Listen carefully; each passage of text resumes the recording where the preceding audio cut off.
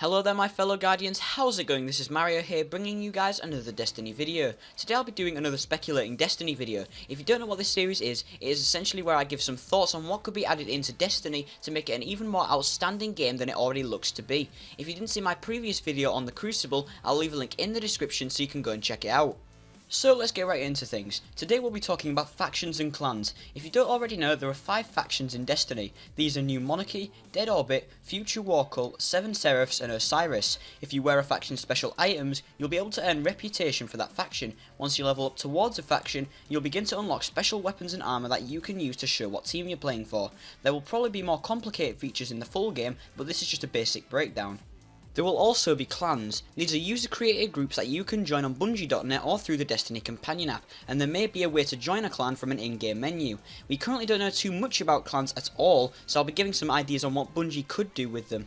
So let's get into my ideas on some features that could be implemented into Destiny. First up is faction wars. These could come in 2 forms, campaign and crucible. For a campaign faction war, there would be a special event happening for a set amount of time. For example, the Cabal may have got too overconfident and have launched an attack on Venus. For this period of time, there would be lots of Cabal on Venus alongside the Vex. To take part, you'd need to go to a faction leader and accept the event from the specific faction you want to participate for. Once it begins, you can earn points for your faction by killing Cabal soldiers, and since Vex aren't a part of the special event, you won't gain any points for killing them. For every kill, your faction gets 1 point. At the end of the event, the faction with the most points overall wins. For a reward, an exclusive one-off weapon could be handed out to everyone who took part for the winning faction. This would encourage Bungie to make even more weapons for Destiny, and would also make players think about which faction they wanted to join. Then we have Crucible Faction Wars. I may have mentioned this in my previous Speculating Destiny video, but I'll go a little more in depth with it now. Similarly to how the Iron Banner works, for a limited time one gamer would become a Faction Wars playlist. Again, to accept the Faction War you'll need to go to the specific faction leader that you want to fight for and then accept his invitation.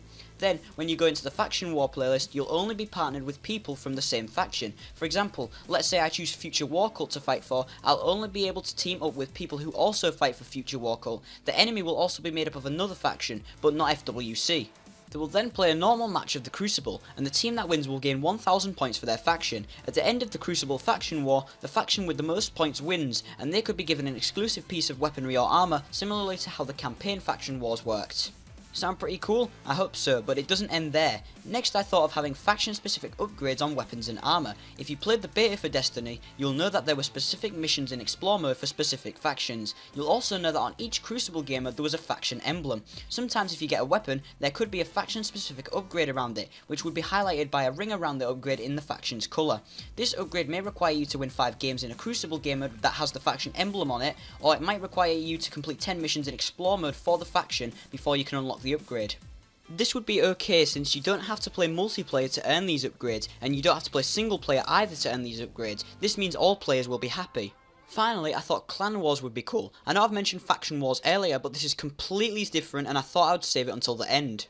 This would work very similarly to Call of Duty Ghosts Clan Wars. If you don't know how that worked, I'll explain now. You could download a mobile app for Call of Duty Ghosts, and when you opened it, one of the options was Clan Wars. Every so often a clan war would begin. You could enter the clan war and you would be put into a league with 7 other clans. There would be different territories on the app that you could tap on, and there would be an objective you needed to complete in-game to capture that territory. For example, you may want to take control of the underground vault, and it may tell you that your clan needs to win 7 games of team deathmatch to do so. Winning a game will add 1 win to this total. If you have multiple people in your party, each player will get 1 point, so if I'm partying with 2 other people, we'd get 3 points in total added on. For capturing a territory, you would gain a set amount of clan points in the app depending on the difficulty. If you had to win 3 games to get it, you may only get 7 clan points, but if you had to win 13 games, you might get 12. At the end of about a week, the team with the most clan points wins the clan war. In COD, the reward for winning a clan war would be that you would get promoted to a higher division where you could face off against better clans in the next clan war. However, Destiny is a much more customizable game than COD Ghosts, so if Bungie did something like this, they could make this game mode very rewarding.